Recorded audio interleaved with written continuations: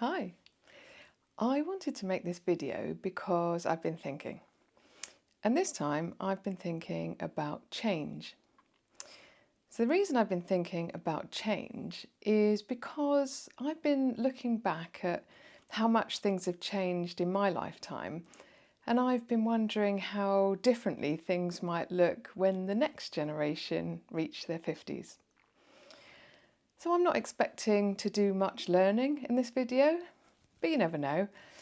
I really just want to talk about and maybe laugh about some of the things that were very different when I was growing up than they are now. So I did a video a few weeks ago about learning to slow down, and it really got me thinking about how different life is now compared to 20 or 30 years ago. I was mostly talking about how much faster everything is now compared to then, but really there's a lot more to it than that. So in some ways things were simpler, but in other ways they were much more complicated. So just taking, for example, arranging to meet a friend. People didn't have phones, so any arrangements would have had to be made in advance and couldn't be changed. There'd be no option to push it back by an hour or switch to a different day. You had to make your plans and stick to them. And we didn't even have a phone in our house when I was a child, let alone a mobile phone or a smartphone. There was a public payphone across the street from where we lived, and we could give that number out to people if we wanted to receive a call. But we'd have to let the person know exactly what time to phone so that we could head over there at the right time. And we'd also have to hope that nobody else would be using the phone when we got there. And I think we used to arrange for my granny to call at maybe 5 o'clock on a Sunday. So we'd walk over to the public phone and wait for it to ring.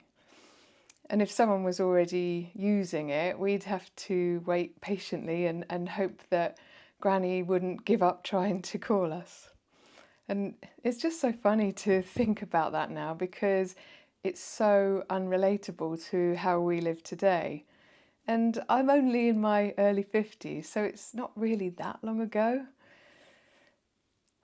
We did eventually get a phone in our house, which was very exciting. And to start with, the numbers were only 4 digits long. And I can remember my granddad's phone number was 2465. And it's just hard to imagine being able to call a number now that's only 4 digits long. So with a home phone, it was easier to have a phone call, but you didn't get any privacy. The phone had to be joined to a socket in the wall, and it had a cord between the base and the handset, so you could only move as far as the cord would reach. And really not like teenagers now who can shut themselves in their rooms and talk to whoever they want. And also when you phoned, you didn't know who would answer a home phone because the phone was for everyone in the house. So you'd often have to speak to your friends' parents or siblings or whoever happened to answer the phone before speaking to your friend. And so I don't think that sort of thing probably ever happens now. And you don't have to hear someone saying in the background, "Tell them I'm not there." So that was fun. So another big change is, I guess, the choice of things there are for leisure now. Back then there were no smartphones, there was no internet, no video games, no streaming services, literally none of the things that most people choose for entertainment now. So one of my memories from childhood, and especially from school holidays, is feeling that I had nothing to do. There was nothing to play with at home, there's nothing to watch on the TV, And if I went out with friends, there was nowhere to go. So I suppose I did used to read a lot of books and listen to a lot of music. But I also used to spend a lot of time saying that I was bored. And that isn't something that I've heard much from my children. So we only had 3 channels on the TV. So I guess children of my generation had to learn not to be fussy, and we'd watch almost anything.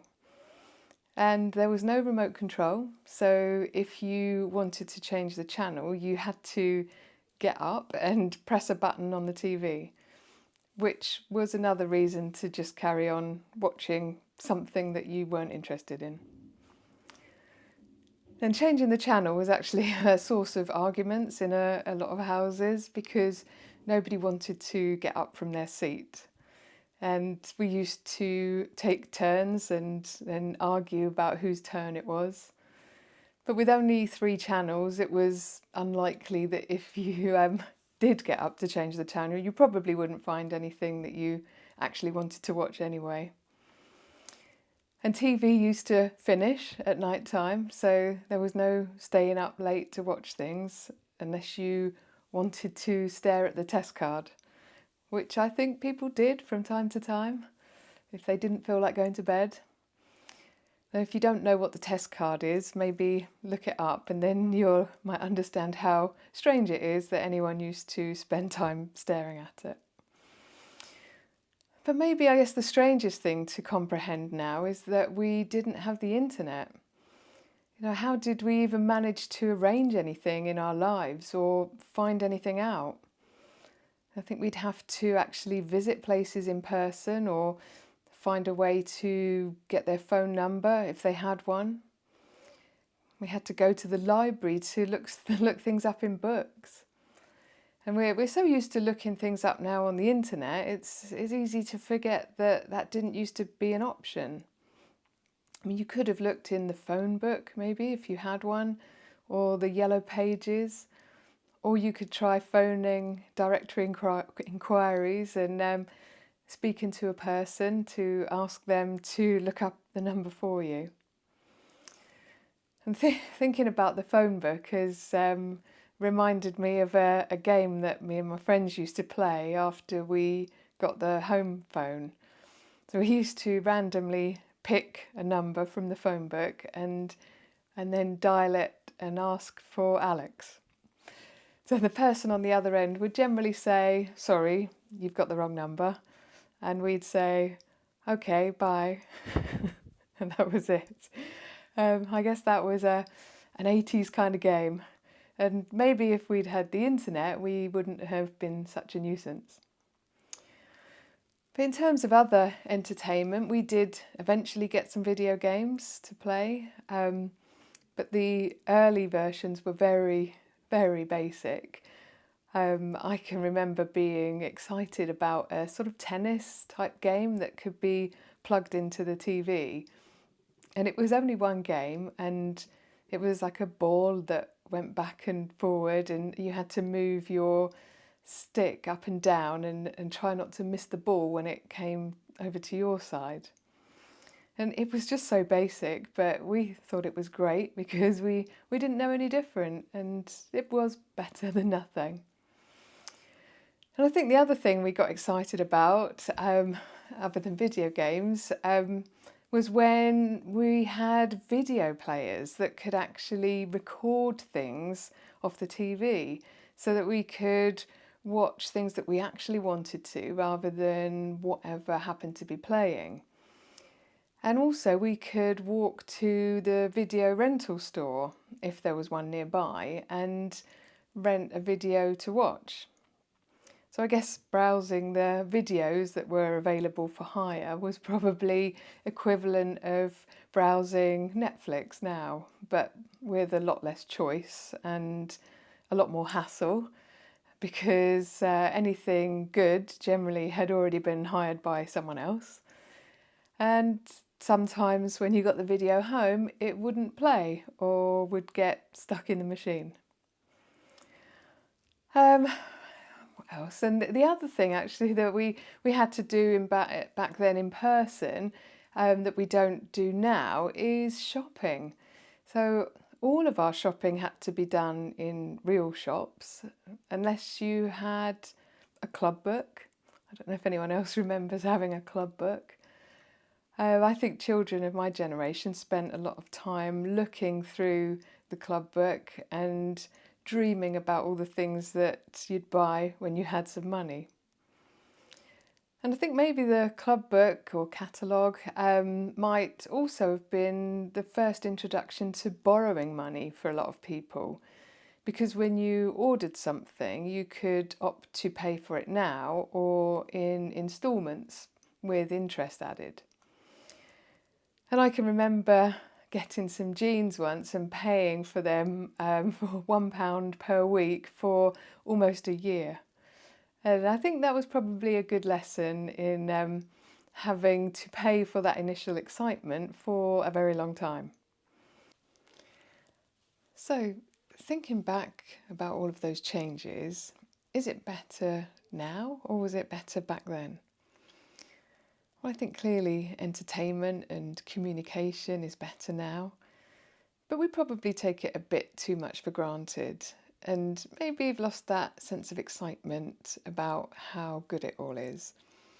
So maybe I'll try being a bit more excited next time I get a message from someone or watch something good on the TV. It's definitely much easier to get hold of information now, but it's also a bit overwhelming because there's so much information. It's hard to know where to start or what to trust. And overall, I'm definitely grateful for the information, and I can still remember how hard it was to find anything out back then. And I'm definitely grateful for how much easier it is to contact people now. Friends and family who live far away can feel much closer. And it's so nice to be able to message someone just to keep in touch and to let them know that you were thinking about them. But what could be coming next? Well, I couldn't have imagined what life would be like now when I was a child. So is the future situation also unimaginable at the moment? For some reason, the Disney movie Wall-E is coming to my mind, but that's maybe a bit depressing. If you're not familiar with it, the premise is that Earth has become uninhabitable because it's basically full of trash. So everyone lives on a starliner, and the people have lost the ability to walk because they don't need to, and they go everywhere on their flying armchairs. They eat food from a cup and they have screens joined to their armchairs for chatting and entertainment. So I'm hoping that things don't go in that direction, but it probably serves as a good warning to be careful about where we could be heading. But I think I'll carry on enjoying the entertainment and the communication, but I'll try to keep my eye on what impact I'm having on the planet. And I'll try not to eat too much convenience food just because it's available. And I'll try to keep using my legs, even though I can do most things without moving these days. And hopefully then I can enjoy all the progress without causing too much damage and not ending up like the people in the Wall-E movie. So maybe I did learn a little something today after all. So I hope you've enjoyed this trip down memory lane with me and looking at some of the things that have changed a lot in the last 20 or 30 years. I'm sure there's plenty more that I could talk about on this subject, but I think that's all for this time. So thanks for watching and I hope to see you next time. Bye.